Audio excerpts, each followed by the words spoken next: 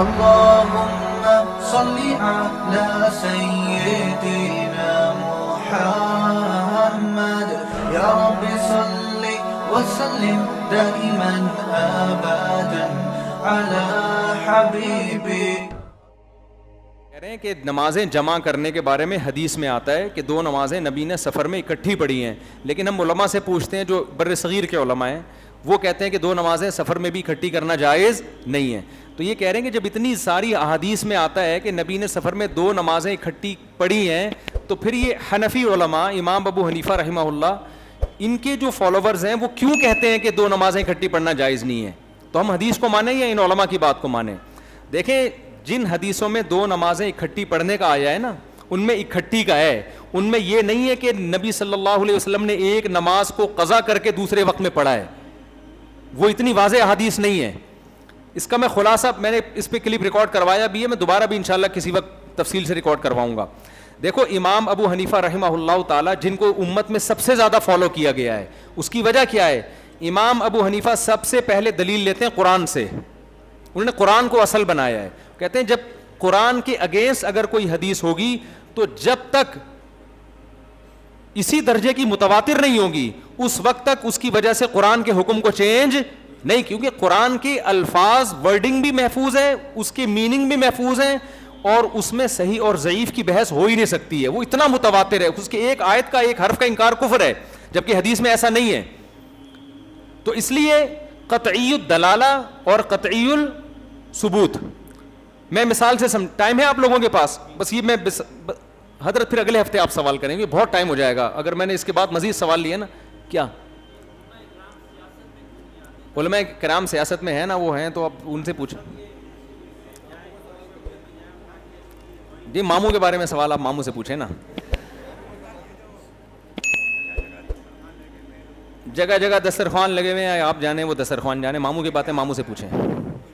بھائی میں تو شہر میں کھا رہے ہیں, جائیں وہ تھر میں جائیں, وہاں جائیں, جا کے وہاں لوگوں کو ساتھ تعاون کریں. اندر غریب لوگ مر رہے ہیں, ادھر ڈیفینس میں دسترخوان لگ رہا ہے. خیر ماموں کی باتیں ماموں سے ہی پوچھیں تو اچھا ہے نا, میں کیوں, مجھے کیوں پھٹا کروا رہے ہیں لوگوں کے ساتھ میرا. تو دیکھیں ایک اصولی بات ہے کہ آپ کے پاس جب بھی کوئی دلیل ہوتی ہے نا, دلائل کی 2 قسمیں ہیں. دلائل کی کتنی قسمیں ہیں؟ 2. ایک ہوتا ہے دلیل جو قطعی الثبوت ہو. قطعی الثبوت کا مطلب یہ ہے کہ آپ کے پاس خبر پہنچی, گواہوں کی خبر پہنچی, اور خبر ایسے ذرائع سے پہنچی ہے, اتنے لوگوں نے اس خبر کو بیان کیا ہے کہ آپ کو اس کے جھوٹا سچا ہونے میں ذرہ برابر بھی شک اور شبہ نہیں ہے. اتنے لوگوں نے اس کو بیان کیا, آپ کہتے ہیں یار یہ 100% درست ہے. جیسے ورلڈ ٹریڈ سینٹر تباہ ہوا, اس میں کوئی کہے کہ میں نہیں مانتا تباہ ہوا, آپ مان لو گے اس کی بات؟ بولا گا یار ساری دنیا پاگل ہے, ٹی وی میں خبریں چلی ہیں, ساری دنیا نقل کرتی چلی آئی ہے. تو ایسی خبر کو کہا جاتا ہے قطعی الثبوت, ایسا واضح ثبوت ہے کہ اس میں یہ بحث ہو ہی نہیں سکتی کہ یہ صحیح حدیث ہے یا یہ ضعیف ہے. دوسری چیز ہوتی ہے قطعی الدلالہ. دلالت کا مطلب یہ ہوتا ہے آپ کے پاس خبر پہنچی ایسے ذرائع سے جو متواتر ذرائع ہیں, اس کو آپ جھوٹا نہیں کہہ سکتے, لیکن خبر ایسی ہے کہ اس کے میننگ میں اختلاف ہو سکتا ہے. ایک کہہ رہا ہے اس کا مطلب یہ ہے, دوسرا کہہ رہا ہے اس کا مطلب یہ ہے. اس نے جو یہ خبر دی ہے ہمیں, بھائی اس کے میننگ یہ نہیں بلکہ یہ ہیں, دوسرا کہہ رہے نہیں اس کے مطلب یہ نہیں بلکہ یہ ہیں. تو ہم یوں کہیں گے یہ خبر قطعی الثبوت تو ہے لیکن قطعی الدلالہ بولو نہیں ہے. یعنی اس کے یہ اپنے جو اس میں دعویٰ کیا گیا ہے نا, وہ دعویٰ اس میں واضح نہیں ہے. 4 قسم کی خبریں ہوتی ہیں, قطعی الثبوت بھی ہو اور قطعی الدلالہ بھی ہو, یعنی اس کا معنی بھی بالکل 2 اور 2 4 کی طرح واضح ہو. بعض خبریں ایسی ہوتی ہیں قطعی الثبوت ہیں لیکن اس کا جو میننگ ہے وہ واضح نہیں ہوتے. بعض دفعہ اس کے برعکس ہوتا ہے, اس کے میننگ تو 2 اور 2 4 کی طرح واضح ہیں لیکن اس خبر کے صحیح ہونے کا ایسا ثبوت نہیں ہے جیسا ایک متواتر بات کا ثبوت ہوتا ہے. اب سمجھیں اس بات کو, قرآن جو ہے نا, قرآن کی جو آیتیں ہیں یہ ثبوت میں بھی متواتر ہیں. اس کی ایک زبر زیر پیش کا انکار کر دیا نا کافر ہو جاؤ گے. اس میں کوئی اگر یہ بحث کرتا ہے نا راویوں کی بحث کہ یہ راوی صحیح نہیں ہے اس لیے میں اس آیت کو درست نہیں مانتا, یہ کہتے ہی آپ کافر ہو جاؤ گے. اتنا تواتر کروڑوں کے لاکھوں کروڑوں سے منتقل ہوتا چلا آ رہا ہے. دوسرا, نمازیں اپنے وقت پہ پڑھنی ہیں. اس دعوے میں قرآن واضح بھی بہت ہے, یعنی قرآن کی جو آیتیں ہیں اس میں کوئی کنفیوژن نہیں. انہوں نے دو ٹوک ہمیں بتا دیا ہے کہ ہر نماز کا اپنا وقت ہے. اس کی دو بات مطلب نہیں ہو سکتے. سفر کے بارے میں قرآن نے کہا ہر نماز وقت پہ پڑھنی ہے. میدان جنگ کے بارے میں جو قرآنی آیات نازل ہوئیں, قرآن نے کہا جب تم میدان جنگ میں دشمن سے لڑو تو قرآن کیا کہتا ہے کہ اے نبی آپ جب جماعت کی نماز قائم کریں گے تو ایک رکعت لوگ آپ کے ساتھ, پھر ایک رکعت میدان جنگ میں, اور جب تم خوف زیادہ ہو جائے تو سوار ہو کے پڑھو, پیدل پڑھو. یہ قرآن بیان کر رہا ہے میدان جنگ میں. اور میدان جنگ کہاں ہوتا, شہر میں ہوتا تھا, سفر میں نا. تو قرآن سفر میں میدان جنگ کی نماز بتا رہا ہے کہ کھڑے ہو کے نہیں پڑھ سکتے تو کیسے پڑھو, رجالن او رکبانا, پیدل چلتے ہوئے پڑھ لو, او رکبانا سوار ہو کے پڑھ لو. سمجھ میں آ رہی ہے بات؟ اب سوال پیدا ہوتا ہے, اے اللہ اتنی ٹینشن میں تو نے کیوں ڈالا ہوا ہے ہمیں؟ بھائی سفر میں بھی ہے, میدان جنگ بھی ہے, اور تو کہہ رہا ہے کھڑے ہو کے نہیں پڑھ سکتے, سوار ہو کے پڑھ لو. تو یوں کیوں نہیں کہتا تھا قضا ہو کے اگلے ٹائم پہ پڑھ لینا ہے؟ بھائی ابھی ظہر کا ٹائم ہے, جنگ چل رہی ہے, کوئی بات نہیں, ظہر کی نماز اثر کے مغرب سے آدھا گھنٹہ پہلے ظہر اثر ملا کے پڑھ لینا. آج بہت سے لوگ یہ بھی کہہ رہے ہیں مغرب سے آدھا گھنٹہ پہلے ظہر اثر کیا کر لو. تو اے اللہ اتنی ٹینشن میں کیوں ڈالا ہوا ہے؟ اور اگر بالفرض لڑائی ہو رہی ہے, لڑائی کا جو ٹائم ہے وہ شام 3 بجے سے لے کے 4 بجے تک ہے, 3 بجے سے لے کے 5 بجے تک ہے, تو اللہ ہم ظہر اور عصر پڑھ لیں گے 12 بجے, 12:30 بجے, اور مغرب اور عشاء پڑھ لیں گے جب فجر سے تھوڑی دیر پہلے. تو یہ تاکہ ہمیں گھوڑے پر سوار اور پیدل چلنے کی ضرورت پیش نہ آئے. اس کا قرآن نے جواب دیا کہ ان خفتم فرجالا او رکبانا فاذا اطمأننتم فاقیموا الصلاة ان الصلاة كانت على المؤمنین کتابا موقوتا. میں جو تمہیں اتنی ٹینشن میں ڈال رہا ہوں اس لیے کہ نمازیں مومنین پر مقررہ اوقات میں فرض ہیں. کیا مطلب؟ ہر نماز کا ایک ٹائم متعین ہے. تو یہ آیت اور اس جیسی اور بہت ساری آیتیں جن میں قرآن ہر نماز کو اپنے ٹائم پہ پڑھنے کا حکم دے رہا ہے, قضا کرنے کی اجازت نہیں دے رہا. بہت ساری آیتیں اور بھی ہیں قرآن میں جہاں جنتیوں کی اللہ نے صفت بیان کی, والذین هم علی صلواتہم یحافظون, یہ اپنی نمازوں کی حفاظت, نماز نہیں نمازوں یعنی 5 نمازوں کی حفاظت کرتے ہیں. اور یہ آیتیں سفر کے بارے میں اور حضر, ان میں کوئی فرق بولو نہیں کر رہی. ہر نماز کے بارے میں قرآن کہہ رہے ہیں حفاظت کیونکہ قرآن ٹائم کے پابندی کا حکم دے رہے ہیں. حفاظت کا مطلب یہی ہوگا نا, اگر ٹائم باؤنڈ نہیں ہوگا تو حفاظت کی کیا مطلب؟ بھائی ساری پڑھ لینا, رات کو جب گھر پہ آؤ گے گھٹی پڑھ لینا, ابھی جا رہے ہو قیام تو عام آئے گا نا, وہاں پڑھ لینا قضا. تو امام ابو حنیفہ نے جو بہت بڑے فقیہ تھے, تبھی تو امام شافعی نے کہا ہے کہ الناس عیال ابی حنیفہ فی الفقہ. امام شافعی استاذ ہیں احمد بن حنبل کے, احمد بن حنبل استاذ ہیں امام بخاری کے. تو امام بخاری کے استاذ ابو حنیفہ کے بارے میں کہتے ہیں لوگ قرآن و سنت سے مسائل سمجھنے میں ابو حنیفہ کے محتاج ہیں.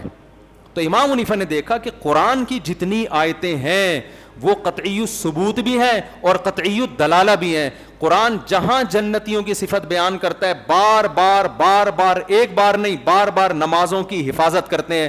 تو امام حنیفہ نے کہا اتنی واضح آیتیں آنے کے بعد 2-4 حدیثوں میں اگر آ گیا نا کہ نبی نے نمازوں کو جمع کیا ہے تو وہ حدیثیں ایک تو ظنی ہیں, وہ اس طرح کی قطعی نہیں ہیں.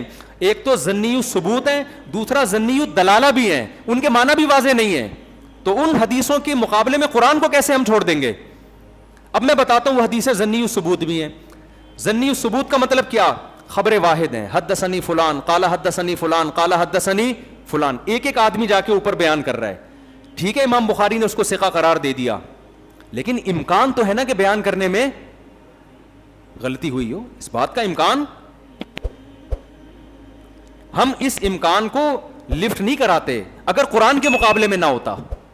اس کی مثال ایسے ہے, ایک آدمی نے آپ کو آ کے بتایا کہ بولٹن مارکیٹ میں بم پھٹا ہے. کراچی میں بم کے علاوہ کوئی مثال سمجھ میں نہیں آتی کیونکہ کراچی میں واقعات اسی قسم کے ہوتے ہیں. ایک آدمی نے آپ کو آ کے بتایا جی بولٹن مارکیٹ میں تھا, بم پھٹا ہے.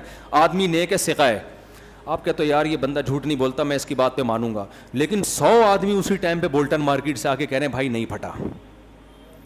اب آپ کہو گے یہ بندہ کیا کر رہا ہے؟ غلط بول رہا ہے, اس کو کنفیوژن ہوئی ہے, پھٹی کچھ اور چیز ہوگی, یہ کیا سمجھا یہ سمجھا بم پھٹا ہے. ہم یہ کہیں گے کہ کیا تم اس کو جھوٹا قرار دے رہے ہو؟ نہیں بھائی، یہ قابل اعتماد ہے، لیکن یار وہ اس سے زیادہ قابل اعتماد ہے.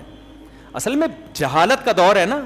ہر آدمی کہتا ہے بخاری کی جو حدیث آئے لے لو، بخاری کی جو حدیث آئے لے لو. یہ اصول فقہ پڑھا ہی نہیں ہے. جب بغیر پراپر طریقے سے علم انسان حاصل نہیں کرتا تو اس کو پتہ نہیں ہوتا کہ فقہا کے دلائل ہیں کیا. اس کا ظرف تنگ ہو جاتا ہے، وہ سمجھتا ہے دلیل صرف میرے پاس ہی، دوسرے کے پاس نہیں ہے. تو اب سمجھو بات کو. امام ابو حنیفہ نے کہا کہ یہ جو دو نمازیں اکٹھی کرنے کی حدیثیں ہیں، یا تو یہ قطعی الثبوت نہیں ہے یا قطعی الدلالہ نہیں. جو قطعی الثبوت ہیں وہ قطعی الدلالہ نہیں ہے.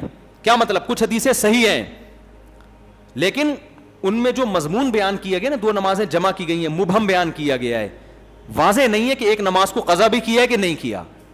تو جمع کرنے کے ہم بھی قائل ہیں. وہ کیسے جمع کرنے کے؟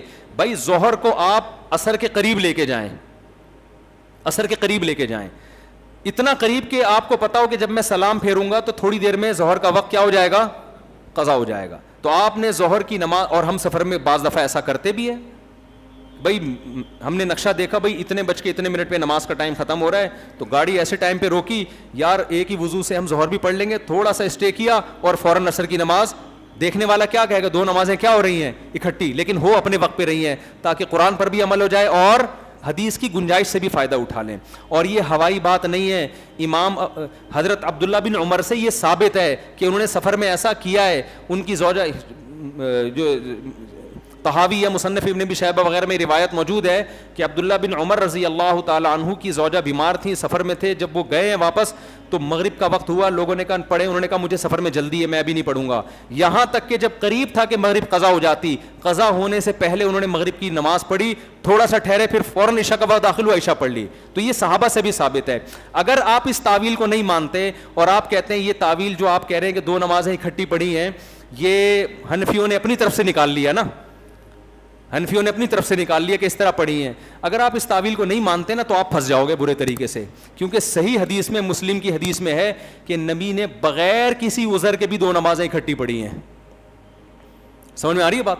وہاں سب مجبور ہیں یہ تعویل کرنے پر کہ بھائی کہ وہ ظہر کو ڈیلے کیا عصر تک اور عصر کو تھوڑا سا کیا کر دیا؟ مقدم. کیونکہ اگر وہاں آپ کہتے ہو کہ نہیں اکٹھی کا مطلب ظہر کو قضا کر کے عصر میں لے گئے، تو اگر ہے تو پھر حدیث کے صاف الفاظ یہ ہیں کہ بغیر کسی عذر کے. تو اس کا مطلب پھر شیعہ صحیح کرتے ہیں. اس کا مطلب کیا ہوا؟ پھر شیعہ بغیر عذر کے بھی پڑھ رہے ہوتے ہیں. لیکن اہل سنت والجماعت میں کوئی بھی اس کا قائل نہیں، کوئی محدث، کوئی فقیہ، نہ امام بخاری اس کے قائل ہے، نہ امام ترمذی اس کے قائل. صرف یہ انجینئر علی مرزا دنیا کا واحد آدمی ہے جو اپنے آپ کو سنی بھی کہتا ہے اور اس کا قائل بھی ہے، ورنہ اہل حدیث بھی اس کے قائل نہیں ہے. سمجھ میں آ رہی ہے بات؟ یہ اکیلا آدمی ہے جو یہ کہتا ہے کہ دو نمازیں بغیر عذر کے بھی آپ اکٹھی کر سکتے ہیں، بغیر سفر کے بھی. لیکن کوئی بھی محدثین میں اس کا قائل نہیں ہے. تو ہم کہتے ہیں جو آپ کا وہاں جواب ہے وہی ہمارا، جو اس حدیث میں آپ جواب دیتے ہو وہی جواب ہم ان حدیثوں میں دیتے ہیں جن میں سفر میں دو نمازیں اکٹھی پڑھنے کا حکم ہے. اور اگر کسی حدیث میں واضح ہے کہ نماز دوسرے وقت میں داخل کر کے پڑھی ہے تو وہ حدیث متفق علیہ صحیح ہے نہیں. پھر وہ اس کی سندوں کی بحث انشاءاللہ میں کبھی یوٹیوب پہ ڈالوں گا. میں نے اس پہ بڑی تحقیق کی ہے. کوئی بے غبار صحیح حدیث ایسی نہیں ہے جس میں بہت ہی وضاحت کے ساتھ ہو کہ قضا کر کے پڑھی ہے. یا تو صحیح نہیں ہے، یا صحیح اگر ہے تو اس میں واضح دلیل نہیں ہے کہ دو اس طرح سے پڑھی ہے کہ نماز قضا کی ہے. تو اس لیے قرآن جب اتنی واضح طور پر حکم دے رہا ہے تو اس لیے امام حنیفہ نے وہی کام کیا جو قرآن و سنت کی روشنی میں ان کو صحیح لگا. اور بڑا خاندانی کام کیا انہوں نے کہ انہوں نے کہا کہ بھئی ایسے نہیں ہے نمازیں جمع کرنے کا. اور ایک اور دلیل عبداللہ بن مسعود رضی اللہ تعالیٰ عنہ کا قول بھی ہے اس بارے میں، وہ بھی صحیح حدیث سے ثابت ہے. وہ کہتے ہیں نبی نے کبھی سفر حضر میں دو نمازوں کو اکٹھا نہیں کیا. سمجھ میں آ رہی ہے بات؟ سوائے حج کے موقع پہ.